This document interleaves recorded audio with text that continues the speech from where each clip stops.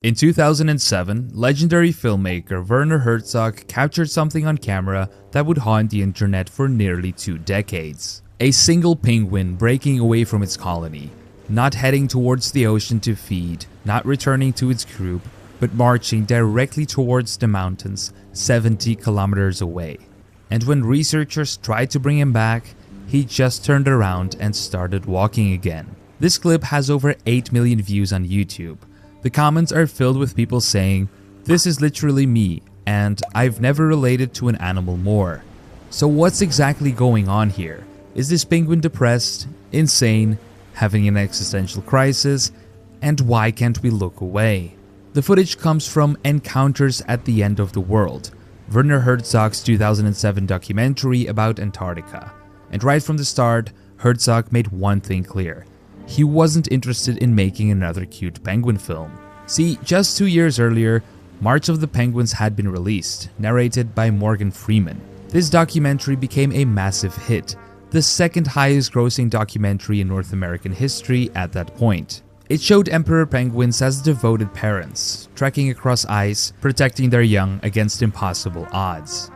And then something weird happened. Conservative Christian groups in America started holding it up as proof of traditional family values. Churches organized group screenings. One pundit called it the passion of the penguins. They saw monogamy, sacrifice, dedication to offspring, proof that nature itself endorsed their worldview. There was only one problem. The director, Luc Jacquet, was horrified. He pointed out that penguin monogamy only lasts 1 season. After that, the divorce rate is around 80 to 90%. He publicly condemned people using his film for political messaging, but the damage was done. Penguins were now a symbol of wholesome family values. And then, Werner Herzog came along. Herzog went to Antarctica to film the weird, isolated humans who choose to live at the bottom of the world. But then he encountered a penguin colony. He couldn't resist asking the scientists a very un-Disney question. Dr. Ainley, is there such thing as insanity among penguins? The scientist, David Ainley, paused. He mentioned he'd never seen a penguin bashing his head against a rock, but then he admitted something. Well, I've never seen a penguin bashing its head against a rock. They do get disoriented. Sometimes they do get disoriented and end up far away from where they should be. And that's when Herzog showed us the footage. He would neither go toward the feeding grounds at the edge of the ice, nor return to the colony. Shortly afterwards, we saw him heading straight towards the mountains, some 70 kilometers away. Even if we caught him and brought him back to the colony, he would immediately head right back for the mountains. But why? And then we see another penguin, already 80 kilometers off course, sliding on its belly across the ice, a tiny black speck against endless white, heading towards nothing. The clip, titled "Penguin Depressed," has racked up nearly 8 million views. But what makes it resonate isn't just the penguin, it's what people see in it. Some see depression, some see nihilism, some see a creature that simply had enough of its colony. Others see something almost inspiring, a penguin on a journey that others don't understand, refusing to justify itself to anyone. One writer captured this perfectly. This penguin is lost. This penguin is depressed. The penguin is nihilistic. The penguin is disoriented, deranged, heading towards certain death. When I watch the penguin, all I can see is that he's on a journey. And the comments on these videos are gold mines. This penguin is my me going back to my ex after everyone told me not to. When the intrusive thoughts win, he's not deranged.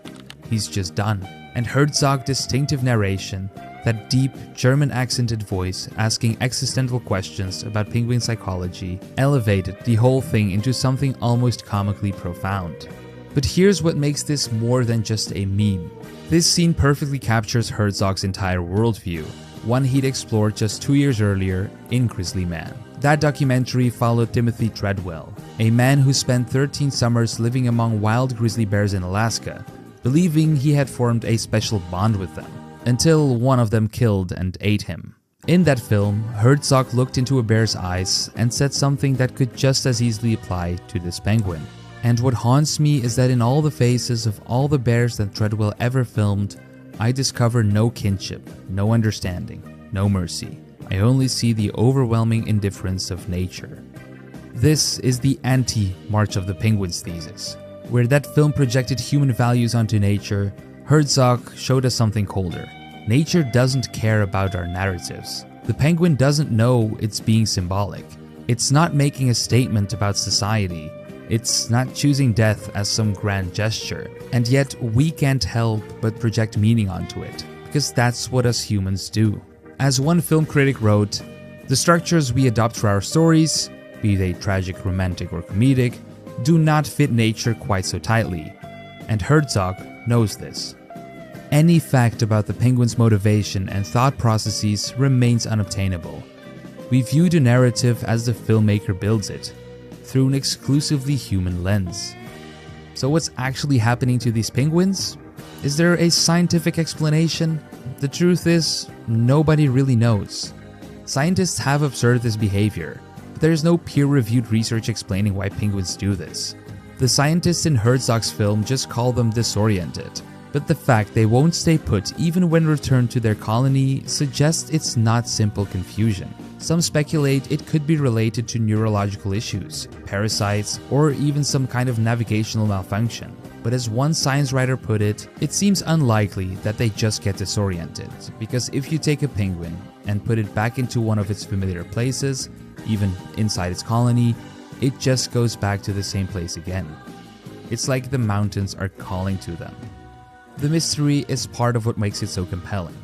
We can't explain it away. The deranged penguin has become internet shorthand for a very specific feeling. That moment when you know you're making a bad decision, but you do it anyway. When the intrusive thoughts win. When you're done performing for your colony and just need to walk towards something, even if that something is nothing. It's been called the most existential moment in modern cinema. It spawned TikTok and Instagram reel trends. People have compared themselves to the penguin during breakups, job burnouts, and those 3 a.m. moments where everything feels pointless. In December of 2024, Kotkey.org noted that Herzog actually recorded a callback to this moment for the Penguins of Madagascar movie, proving that even Herzog himself knows the scene has become something bigger than his own documentary. And that's the reason why this clip has endured for almost 20 years while most viral videos are forgotten in weeks. It's not really about the penguin, it's about us. Every person who watches this feels something different. A creature that gave up. A creature that chose his own path. A creature that was broken, brave, or both. Herzog asked, "But why?" and left it unanswered. Because there is no answer. At least not one we can verify. And maybe that's the point. In a world of nature documentaries that tell us exactly what to feel, where penguins are either wholesome family role models or victims of climate change, this one moment just shows us something strange and refuses to explain it. A penguin walking towards the mountains. 70 kilometers, certain death. But why?